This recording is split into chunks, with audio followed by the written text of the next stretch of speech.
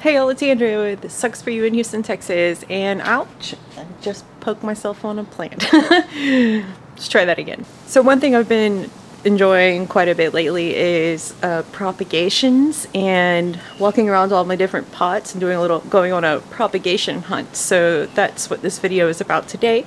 Basically, just, a little casual chat about what leaves and cuttings I've stuck in which random pots and how they're doing. So this pot right here has several copper spoons down in it, and that's because I had a copper spoon plant on this ledge and either the wind or a cat came and knocked it off, and luckily, as succulents do, I was able to save some of the branches and even some of the leaves. And if you look at that, this is just like a lovely, excuse me,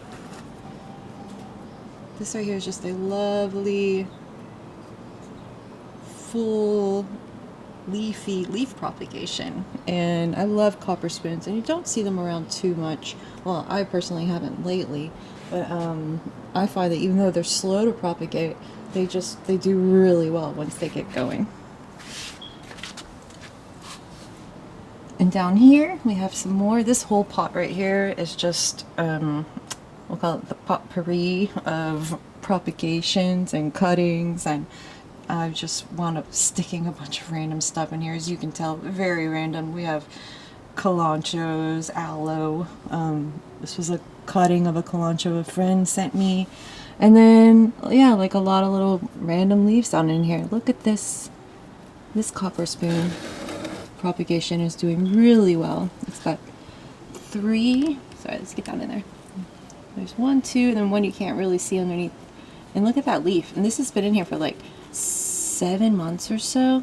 And it's rooting down in there, so I'm not going to take it out right now. But the main leaf itself is still, it feels great, feels nice and hydrated. It's a little bit dry, but it's relatively still thick and juicy, which is awesome. And then there's some other littles down in here. I've got more copper spoons, and then this guy, I can't remember what it is. It's just a little cute green rosette. Just a leaf down in there. And a bunch of little babies on it. Hi, cutie. And then the Graptopetal and Paraguayans.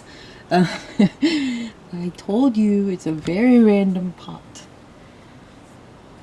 The cool thing about this is you can see, like, all of these are basically getting along pretty well, and it's, again, like several different types, and just all happily living in the pot. Down here, very random, there's a mammillaria, and then I had a domino cactus. Looked like it had like spider mite damage or something, but she had some babies, so I took the babies off and popped them in this pot a few months ago before the freeze, and then I wound up actually losing the mom to the freeze, which was quite a bummer, but I am glad that I was able to save these little guys.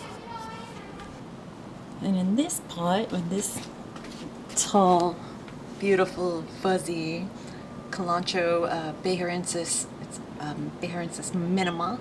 It has lots of space around it for some friends, so there's a little jade cutting, a Crassula ovata, little red leaves underneath, and then we have another copper spoons, big surprise. And then this fuzzy, this is a Kalanchoe, I forget the species name exactly, but it's the little white panda, and popped a little cutting of that down in there, or actually it was like a little sad 2-inch plant, and then I put it down in here and it's like super happy, so I'm just gonna leave that one there for a while. So cute. So yeah, I just really love, sometimes I notice stuff in the pots that I do not remember putting in there, and you leave them alone for a while and then they start, growing, and you're like, oh, hey, I forgot about you. And the string of hearts is one of them. It was literally like this one little piece a friend sent me, and it just wasn't doing anything, so I just stuck it in this, again, crazy pot of random stuff, and it's down, and it's just that now it's all the way all the way around, and then coming down here, and it's doing great.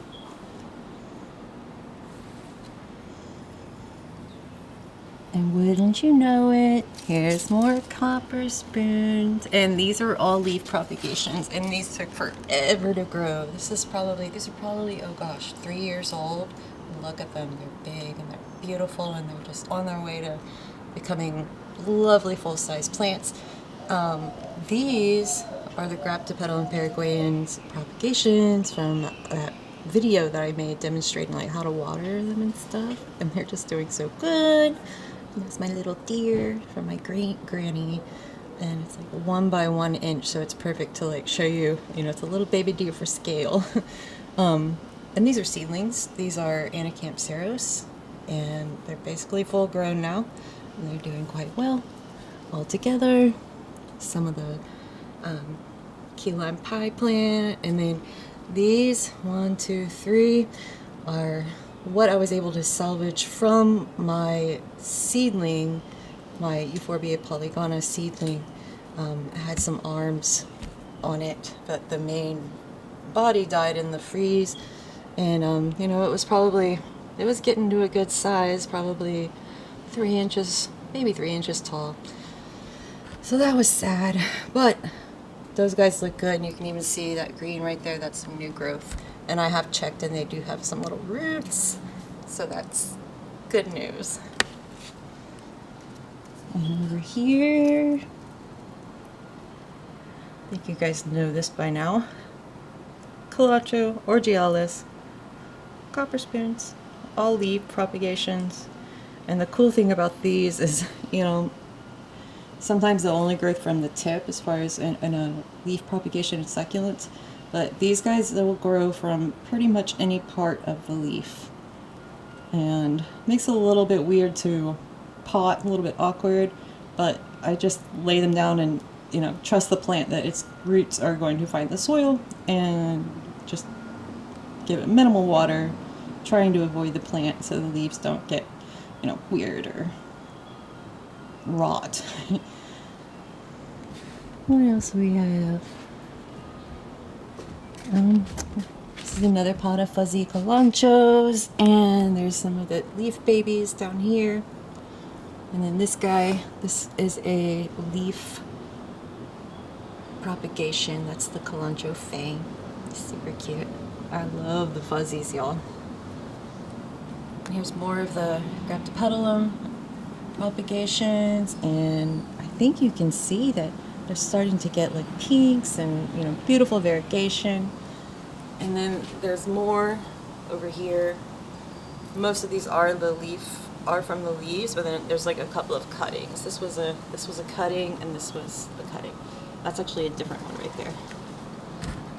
And these are the Kalanchoe rhombopilosa, and again, I lost a lot of these in the freeze, but there were some leaf propagations going on down in there in the pot, and they are doing okay.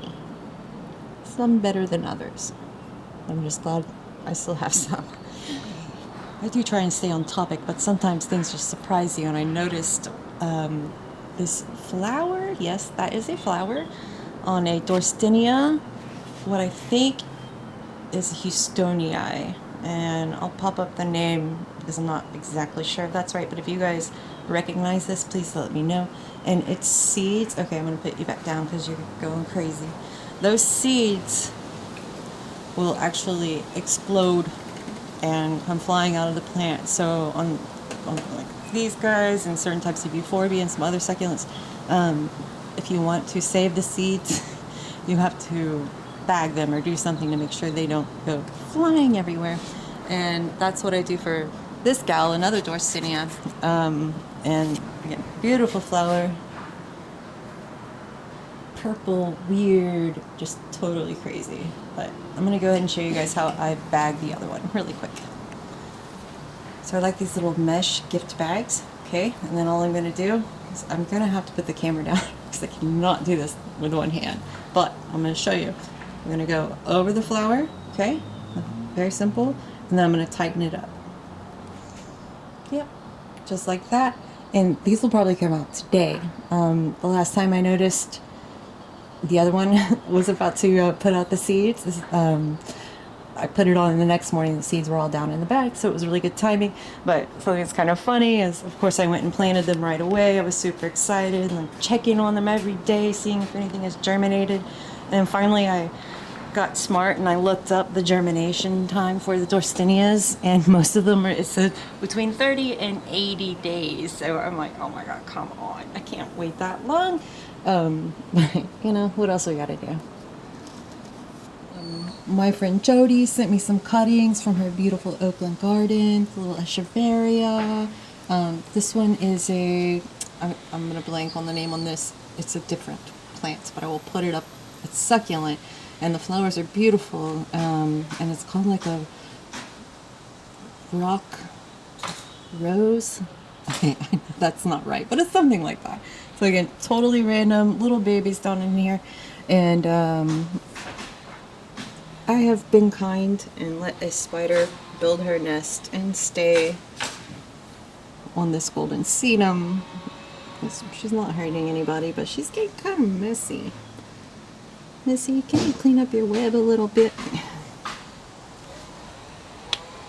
And this pot, I've just been throwing stuff in randomly. And I'm sorry about the background noise. There's somebody doing roof repair down the street from here, and they're very loud. Just all kinds of random, very random Kalanchoes, Sedum Adolphii, and lots of little babies from them down in there. And just crazy. It's getting kind of overgrown, but I do love just coming down and checking to see like what is going on in here. There's always something new that catches my eye. It's a hairy Butterfield babies. They look like a burro's tail. I like my little twinsies.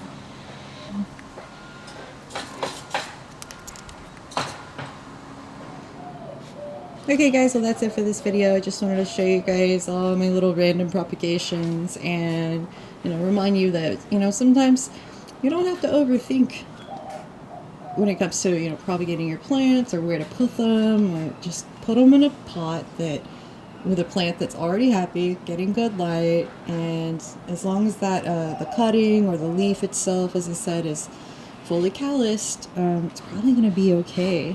And you'll even get a little shelter from the bigger plant, so it won't get, you know, burned. It will, I always think that maybe it has, the main plant is setting like an example for, you know, the little plants, like this is what we do, we grow into big beautiful plants. And yeah, and just enjoy the process. It's slow, so that's why you just need to have a lot of plants. Thanks for watching, guys, and I love helping you guys, and if you want to help me, be sure to subscribe to the channel. It's super helpful in a lot of different ways. It helps get my videos boosted a little bit, and when you leave your comments, that really helps me know, you know, that I'm being helpful, or if I have left anything out. You're welcome to ask those questions in the comments below. And also, if you subscribe, be sure there's like a little bell notification, because I want to start posting more on the community page and getting ideas for videos, and, you know, answering your questions, so we can have more like Q&A style videos, which I think would be helpful to everybody, especially me. So again, thanks so much, and everyone have a lovely week.